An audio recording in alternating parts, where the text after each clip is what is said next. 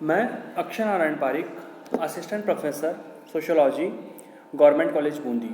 एक बार पुनः आप सभी का स्वागत करता हूं राजकीय महाविद्यालय बूंदी के ऑफिशियल यूट्यूब चैनल में। विद्यार्थियों जो कि बीए सेकेंड ईयर के विद्यार्थी हैं उनके लिए भी, साथ ही जो समाजशास्त्र विषय की समझ बढ़ाना चाहते हैं, क्योंकि जब हम सामाजिक विचारक पढ़ते हैं, सोशल थिंकर पढ़ते हैं, तो सोशल थिंकर को पढ़ने का तात्पर्य है हम उस विषय की समझ के बारे में अधिक समझ रखने वाले लोगों को जानने का प्रयत्न करते हैं कि विचारकों ने किस प्रकार से विषय को समझा है, किस प्रकार से भारतीय परिदृश्य में विषय को समझने का प्रयत्न किया है। और इसके पिछले वीडियो में हम लोग जीएस घुरिये के बारे में चर्चा कर रहे थे, जिसके अंतर्गत जीएस घुरिये के जीवन चित्रण के साथ साथ उनकी प्रमुख रचनाओं, जिनमें अनेक रचनाएं हमने पढ़ी, शेड्यूल ट्राइब्स थी, इंडियन साधुस के बारे में जीएस घुरिये ने क्या लिखा, किस प्रकार से सिटी सिविलाइजेशन की बात की, तो इन सभी के बारे में हम लोगों ने पढ़ा। और इसी कड़ी में आज के इस वीडियो में हम लोग जीएस घुरिये के बारे में ही पढ़ेंगे कि जीएस घुरिये ने किस प्रकार से भारतीय जाति व्यवस्था को समझने के लिए अपना परिप्रेक्ष्य रखा, किस नज़रिए से वो भारतीय जाति व्यवस्था को देखते थे। क्योंकि चाहे वो जाति व्यवस्था हो या जनजातियों की बात हो, जीएस घुरिये ने कहा है कि हिंदू समाज व्यवस्था या हिंदू धर्म के साथ जनजातियों को भी मिक्स होना चाहिए या उसमें समायोजित होना चाहिए, और इससे उनका विकास होगा, साथ ही जो सभ्य समाज हैं उनके अधिक से अधिक संपर्क में आएंगे। तो चलिए शुरुआत करते हैं कि जीएस घुरिये ने किस प्रकार से जाति व्यवस्था को समझा है, किस प्रकार से जाति व्यवस्था के बारे में उन्होंने विभिन्न विशेषताएं दी है कि वास्तव में जाति व्यवस्था क्या है, वे कौन सी विशेषताएं और लक्षण हैं कि जो कि हिंदू समाज में हमें देखने को मिलते हैं। जो क्योंकि यदि देखा जाए तो हिंदू सामाजिक व्यवस्था का जो जाति एक महत्वपूर्ण पक्ष है, हिंदू सामाजिक व्यवस्था को समझने के लिए जाति को समझना अत्यंत आवश्यक कार्य है। तो जीएस घुरिये ने जो 6 विशेषताएं बताई है, 6 विशेष लक्षण बताए हैं जाति के, उसके बारे में हम लोग चर्चा करेंगे। तो हम पहले इसको ऐसे देख लेते हैं, जो कि ग्राफ है ये कि जो आपको स्क्रीन पर दिख रहा है। समाज का खंडात्मक विभाजन, श्रेणीबद्धता, भोजन व सामाजिक समागम पर प्रतिबंध, विभिन्न खंडों की नागरिक व धार्मिक असमर्थताएं व विशेषाधिकार, अप्रतिबंधित व्यवसायों के चयन का अभाव, विवाह पर नियंत्रण। ये 6 विशेषताएं जीएस घुरिये ने भारतीय जाति व्यवस्था की बताई है कि भारत में जो जाति व्यवस्था का संगठन है वो इन 6 लक्षण प्रमुखतः उसमें देखने को मिलते हैं, और इन्हीं के बारे में आगे हम लोग विस्तृत चर्चा करेंगे। पहला है समाज का खंडात्मक विभाजन, सेगमेंटल डिवीजन ऑफ सोसाइटी। अब यदि देखें तो जो हिंदू जाति समाज है वो पहले समरूप समुदाय नहीं था। ऐसा नहीं था कि एक ही तरह से जीवन यापन करते हैं या एक ही प्रकार से वो रहते हैं या सभी की विशेषताएं सेम है या एक जैसी है, ऐसा नहीं था। इसमें जो समाज था वो विभिन्न जातियों में विभाजित था, जिसका अपना एक सुविकसित जीवन होता था, जिसकी सदस्यता जन्म से निर्धारित होती थी। क्योंकि जब हम जाति व्यवस्था पढ़ते हैं तो जाति एक ऐसी परिस्थिति है, एक ऐसा स्टेटस है जो कि व्यक्ति को जन्म से प्राप्त होता है, अर्थात यह प्रदत्त परिस्थिति के अंतर्गत आता है। तो किसी भी व्यक्ति की सामाजिक स्थिति यदि बात करें तो आधुनिक यूरोप के वर्गों की भांति उनके धन पर निर्भर नहीं होती है। अर्थात जब भी हम बात करते हैं जाति की, तो जाति का निर्धारण व्यक्ति का जन्म पर आधारित होता है, जन्म के अनुसार ही जाति को निर्धारित किया जाता है। जैसे यदि बात की जाए तो सभी जातियों की, कुछ जातियों को छोड़ दें तो जाति पंचायतें होती हैं, और वो जाति पंचायतों को उपजाति के साथ खाना पीना, पारस्परिक व्यवहार, स्त्री को रखेली या उपपत्नी के रूप में रखना, स्त्री का अपहरण या व्यभिचार, अवैध संभोग करना, पत्नी का भरण पोषण नहीं करना, कर्ज नहीं चुकाना, आदि अपराधों पर निर्णय दिया करती थी। कि जाति पंचायतों का जो कार्य था वो था कि जाति के अंतर्गत जो भी समस्याएं हैं या विशेष रूप से सार्वजनिक जो समस्याएं हैं जाति की, उन पर विशेष निर्णय देती थी। साथ ही व्यक्तिगत समस्याओं पर भी जाति पंचायतों के आधार पर निर्णय होता था, जाति के अनुसार निर्णय होता था। जाति पंचायत अपने अपराधी सदस्य को दंड के रूप में स्थायी या अस्थायी रूप से जाति से बहिष्कृत कर सकती थी, उन पर जुर्माना लगा देती थी। जाति के सदस्यों को भोज, शारीरिक दंड आदि दिया करती थी। कि यदि किसी जाति के किसी व्यक्ति ने कोई ऐसा अनैतिक कार्य किया है जो जाति के नियमों के विरुद्ध है या परंपराओं के विरुद्ध है, तो जाति पंचायतों के द्वारा उनको दंड दिया जाता था। अब वो दंड भौतिक हो सकता था, शारीरिक हो सकता था, किसी भी आर्थिक हो सकता था, किसी भी प्रकार से उनका दंड का स्वरूप निर्धारित किया जा सकता था। तो इस संबंध में जो जी.एस. घुरिया ने लिखा है कि इन सभी विशेषताओं के कारण जो जाति है स्वयं अपनी शासक है, अर्थात जाति की जो पहली विशेषता है कि जाति स्वयं अपनी शासक है। विभिन्न जातियों के मध्य एक सांस्कृतिक खाई देखी जा सकती है। हम देखेंगे कि हर जाति की अपनी एक स्वयं की संस्कृति होती है, अपने जीवन यापन का तरीका होता है, समाज में रहने का अपना तरीका होता है और अपने ही नियमों के आधार पर, अपनी ही परंपराओं के आधार पर जाति के अंतर्गत विशेषताएं, जाति की विशेषताएं पाई जाती हैं।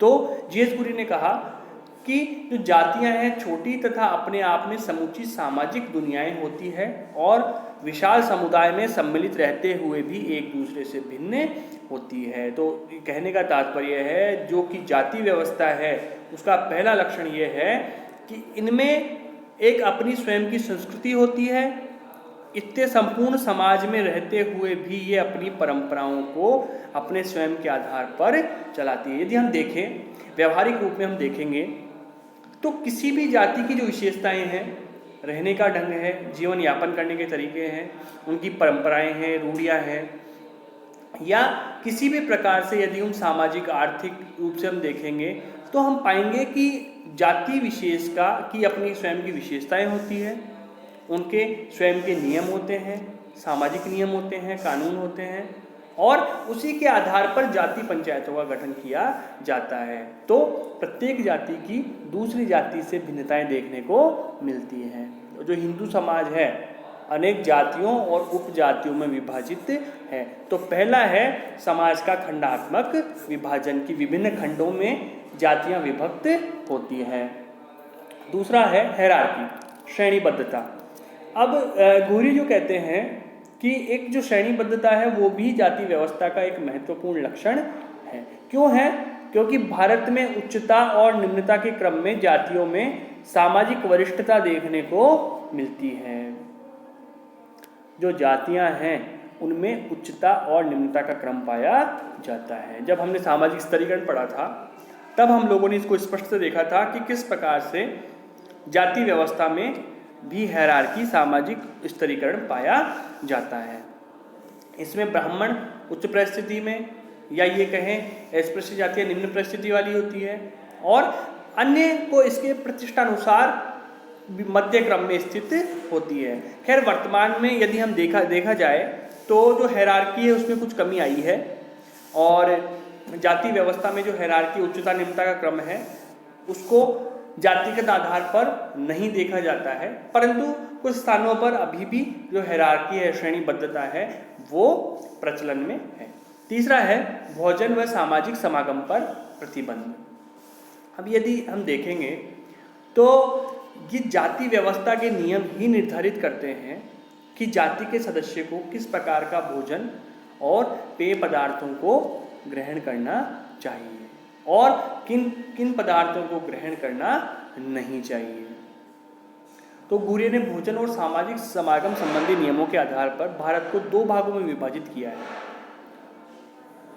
और उत्तर भारत में जातियों का विभाजन 5 समूहों में किया जाता है। पहला स्थान द्विज यानी ब्राह्मणों को है, दूसरा स्थान उन जातियों को है जिनके हाथ से ब्राह्मण पक्का भोजन ग्रहण कर लेते हैं, अर्थात दूसरी जातियां वे जिनके हाथ से पहले प्रकार के जो द्विज हैं वो उनके बना हुआ भोजन ग्रहण कर लेते हैं। तीसरे स्थान पर वे जातियां हैं जिनके हाथ से वे केवल जल ग्रहण करते हैं। चौथा स्थान उन अछूत जातियों का है जिनसे वे जल ग्रहण नहीं करते हैं। और अंतिम स्थान पर वे जातियां आती है जिनका स्पर्श मात्र से किसी कट्टर हिंदू को अपवित्र कर सकता है। तो जीएस गुरिया ने ये 5 भाग बताए हैं जाति व्यवस्था के। और यदि सिद्धांत रूप में देखें तो ऊंची जाति का व्यक्ति अपने से नीची जाति के शिष्य द्वारा स्पर्श हो जाने पर अपवित्र हो जाता है, परंतु व्यवहार में इस नियम का इतनी दृढ़ता से पालन नहीं होता है।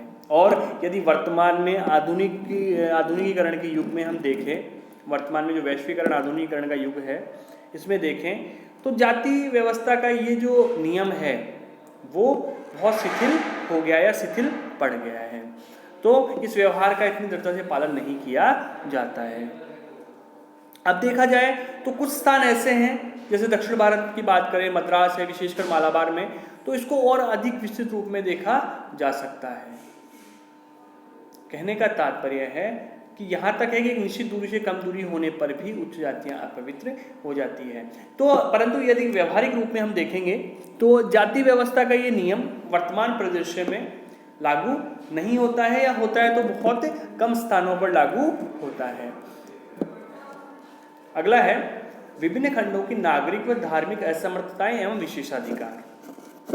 अब यदि जातिगत संरचना हम देखें तो उच्चतम जाति को अधिकतम नागरिक और धार्मिक विशेषाधिकार प्राप्त होते हैं और उनकी न्यूनतम असमर्थताएं होती है। कहने का तात्पर्य है जो उच्च जाति है उसको विशेषाधिकार तो अधिक होते हैं, मतलब अधिकार क्षेत्र तो उनके ज़्यादा होते हैं और उनके जो दायित्व हैं वो कम होते हैं। कहने का तात्पर्य उनके जो निषेध हैं, उनको कौन सा कार्य नहीं करना है वो कार्य तो कम होते हैं, और वे कौन से कार्य कर सकते हैं या कुछ विशेष अधिकार उन्हें जो प्राप्त हैं वे कौन से ऐसे अधिकार हैं जो कि उन्हें प्राप्त होते हैं। तो उनकी संख्या तो होती है अधिक, और जो उनकी असमर्थताएं हैं, उनके जो निषेध हैं या वे कार्य जो उनके द्वारा नहीं किए जा सकते उनकी संख्या कम होती है। तो जीएस गुरिया ने लिखा है कि विशिष्ट जातियों या जाति समूहों का गांव में पृथक्करण नागरिक विशेषाधिकारों तथा असमर्थताओं का अत्यंत ही स्पष्ट चिन्ह है और यह सारे भारत में न्यूनाधिक रूप में विद्यमान रहता आया है। अब नियमों की कठोरता से बात करें तो दक्षिण भारत का विशिष्ट स्थान है, जहां आपने लिखा है कि उत्तर भारत, महाराष्ट्र और तेलुगु कन्नड़ प्रदेशों में केवल अपवित्र जातियों को ही पृथक किया जाता था। उन्हें गांव से की बाहर की सीमा में रहने को विवश किया जाता था। और तमिल और मलयालम प्रदेशों में भी ऐसा देखा गया है कि विभिन्न जातियां पृथक भागों में निवास करती है, या कभी कभी किसी गांव को ही विभक्त कर दिया जाता है। एक भाग में प्रमुख जाति, दूसरे में शूद्र, तीसरे में अछूत आदि निवास करते हैं। कहने का तात्पर्य है कि जो जाति में जो निर्योग्यताएं और विशेषाधिकार हैं उनमें अंतर देखने को मिलता है। तो ये भी एक जाति व्यवस्था की विशेषता या लक्षण होते हैं, परंतु वर्तमान में इसमें भी परिवर्तन आया है। यदि हम देखेंगे तो पृथक से ऐसे पृथक करने का, विभक्त करने का जो नियम है उसमें शिथिलता आई है।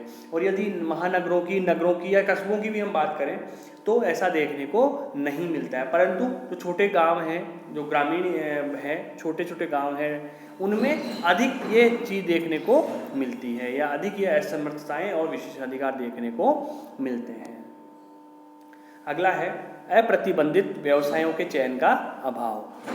अब यदि बात की जाए तो कोई भी जाति या उससे मिलता जुलता जाति समूह कुछ व्यवसायों को अपना पैतृक व्यवसाय मानते थे और उसी पैतृक व्यवसाय को अपने जीवन पर्यंत करते थे। यदि किसी अन्य व्यवसाय में अधिक लाभ भी होता है तो वैसा नहीं करते थे। सभी जातियों को अपने अपने अनुसार अपने व्यवसायों को चयन करने की स्वतंत्रता नहीं थी। तो जो व्यवसाय उनके लिए प्रतिबंधित हैं उन व्यवसायों को वो नहीं कर सकते थे। इस प्रकार से दो प्रकार के प्रतिबंध होते थे। क्यों होते थे? जाति बंधुओं का नैतिक नियंत्रण हो और अन्य जातियों एवं सामाजिक प्रतिबंध भी व्यवसाय के चयन में प्रभावी रहते थे।